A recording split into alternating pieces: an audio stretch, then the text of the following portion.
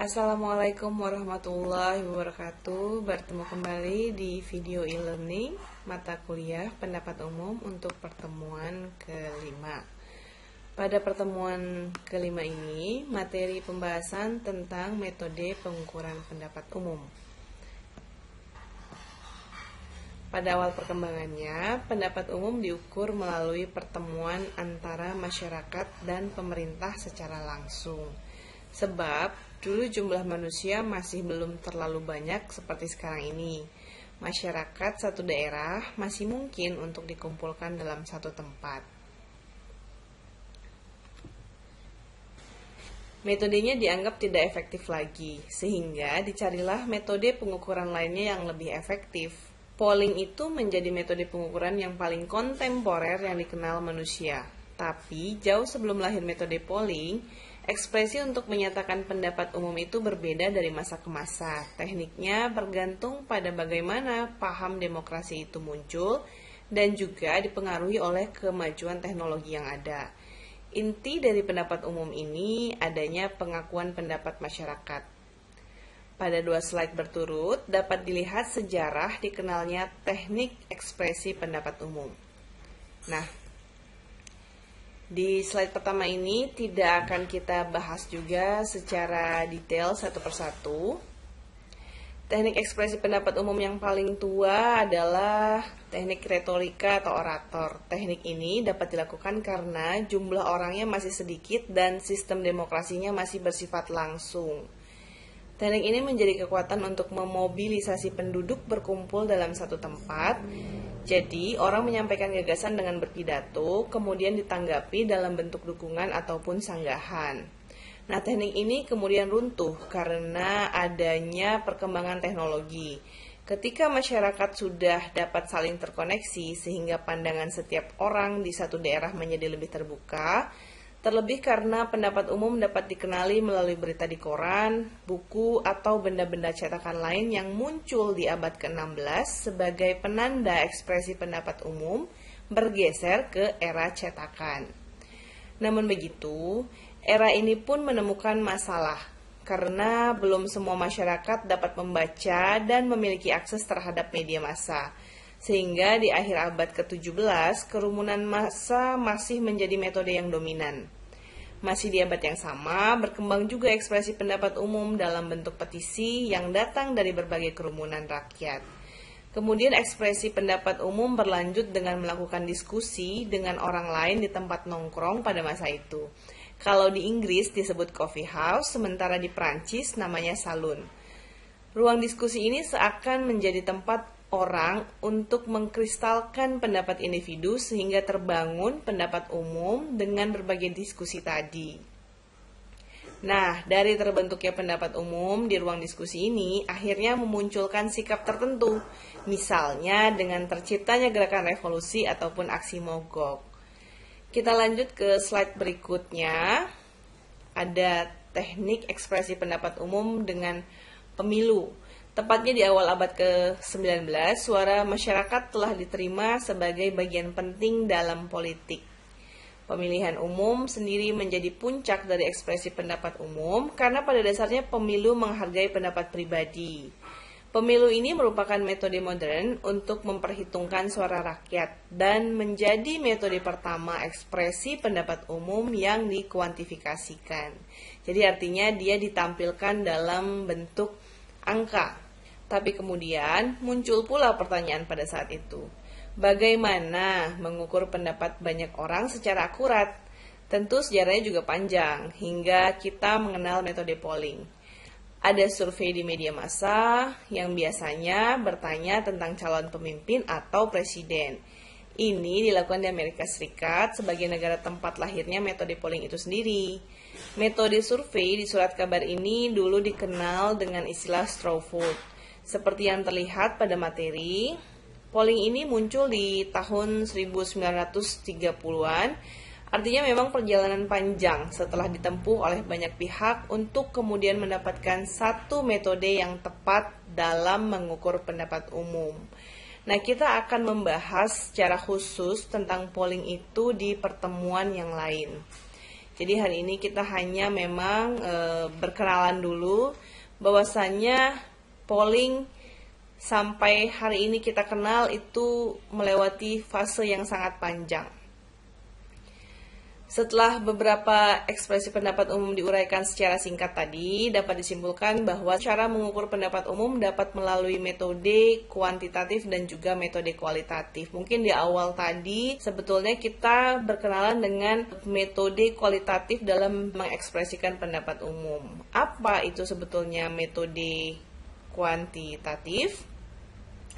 Metode ini melibatkan angka dan biasanya berbentuk statistik. Sangat berguna dalam menentukan berapa banyak orang yang memiliki pendapat tertentu. Metode ini biasanya dapat dilakukan dengan survei sampel atau juga metode lain. Nah, survei sampel ini biasanya bisa berbentuk wawancara tatap muka, wawancara melalui telepon, survei dengan surat atau dengan email, atau dengan metode pengumpulan data lain, misalnya dengan wawancara intercept. Biasanya pewawancara berhenti atau mencegat orang yang berlalu lalang dan menanyakan apakah mereka mau menjadi responden dan berpartisipasi dalam survei. Selain dengan survei sampel, bisa juga dengan metode eksperimen dan menganalisis literatur. Lalu ada lagi cara mengukur pendapat umum dengan metode kualitatif. Nah, metode ini melibatkan penggunaan data non-numerik seperti ide, observasi, atau pendapat orang yang dinyatakan dengan kata-kata mereka sendiri. Tujuan dari metode kualitatif ini untuk mengungkap kualitas opini. Cara mengumpulkan datanya dapat dengan melakukan wawancara mendalam atau melalui diskusi kelompok terfokus. Jadi, boleh dibilang pendapat umum ini bisa kita ukur, tapi lebih mudah mengukurnya dengan pendekatan kuantitatif karena hasilnya tersaji dalam angka statistika. Kemudian kita mau tahu nih, siapa yang mengukur pendapat umum? Tentu ada beberapa orang atau pihak yang punya kepentingan untuk mengetahui arah pendapat masyarakat terhadap sebuah isu. Oke, kita lihat yang pertama ada lembaga riset kampus. Banyak perguruan tinggi dan universitas memiliki pusat penelitian sebetulnya ya. Kampus biasanya melakukan berbagai macam penelitian termasuk penelitian politik. Kemungkinan kampus melakukan penelitian hanya untuk tujuan akademis atau bisa saja melakukan penelitian komersil untuk pelanggan yang membayar. Umumnya, lembaga riset dikelola oleh peneliti profesional dengan asisten mahasiswa yang belajar bagaimana melakukan penelitian dengan terjun langsung melakukannya. Bisa jadi sebagai interviewer, petugas input data, atau sebagai data analyst.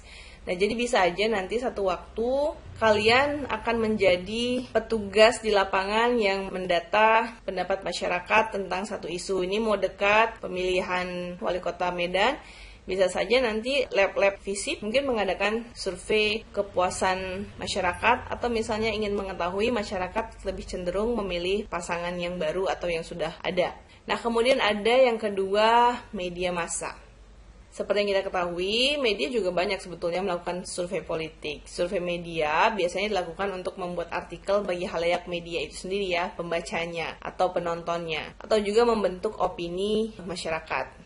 Nah, media yang lebih besar sering mengadakan jajak pendapat politik selama masa kampanye dan juga saat berita besar muncul. Beberapa media besar ini berkolaborasi secara teratur dengan lembaga survei yang terpercaya. Namun, ada juga kita ketahui litbang dari perusahaan media yang bisa melakukan survei rutin terkait dengan isu-isu sosial.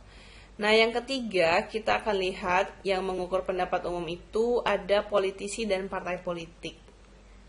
Kenapa mereka termasuk yang perlu untuk mengukur pendapat umum? Karena politisi dan partai politik melakukan pemungutan suara secara teratur selama kampanye dan pada waktu-waktu lain.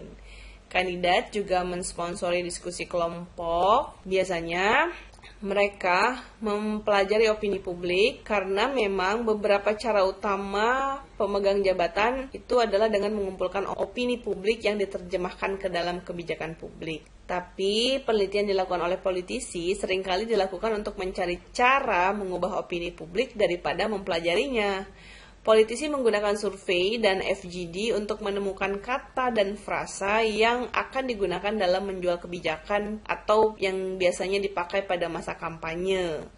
Nah, jadi survei kalau untuk keperluan politisi ataupun partai lebih kepada pemetaan pemilih, melihat penerimaan halayak, dan juga bisa sebagai sarana membangun citra bagi calon pemilih. Dan yang terakhir, kita akan lihat siapa yang mengukur pendapat umum. Ada lembaga survei komersil. Mungkin kalau lembaga ini sudah umum diketahui karena memang sejak tahun 1998 setelah era reformasi di Indonesia cukup banyak bermunculan lembaga survei. Saat ini sendiri ada banyak perusahaan riset komersial yang bekerja untuk klien dari media, partai politik, atau untuk politisi secara individual. Perusahaan riset ini biasanya juga melakukan penelitian untuk klien non-politik seperti perusahaan bisnis biasa. Nah, di tahun 2019 kemarin tentunya kita tahu bahwa ada macam-macam lembaga survei yang berlomba untuk menyajikan hasil quick count. Dapatkah kita meyakini hasilnya selama lembaga survei tersebut mendaftarkan diri di Komisi Pemilihan Umum? Kita nggak perlu khawatir dengan hasil survei yang disajikan. Sebab saat mendaftarkan diri sebagai lembaga yang ikut mengawasi perhitungan cepat, mereka harus terlebih dahulu memenuhi kelengkapan dokumen untuk verifikasi. Jadi kalau tahun 2019 lalu itu ada 40 lembaga survei yang dinyatakan lolos verifikasi untuk mengikuti perhitungan suara pada pemilihan raya tahun 2019 lalu. Kalau sekarang mendekati pemilu kada 2020, tentu sebetulnya kita sebagai mahasiswa yang masuk di kelas pendapat umum sudah bisa mulai coba untuk melakukan polling kecil-kecilan. Tapi sekalipun polling ini kecil-kecilan, tetap harus mengikuti kaidah-kaidah desain polling ilmiah. Seperti apa itu desain polling ilmiah? Kita akan tahu di video e-learning yang lain. Jadi, saya cukupkan sampai di sini untuk materi mengukur pendapat umum. Saya harapkan sudah bisa tergambar sedikit. Untuk pertanyaan dan diskusi, saya buka kesempatannya dapat kita lakukan pada platform belajar yang lain seperti biasa. Terima kasih atas perhatiannya. Sampai jumpa.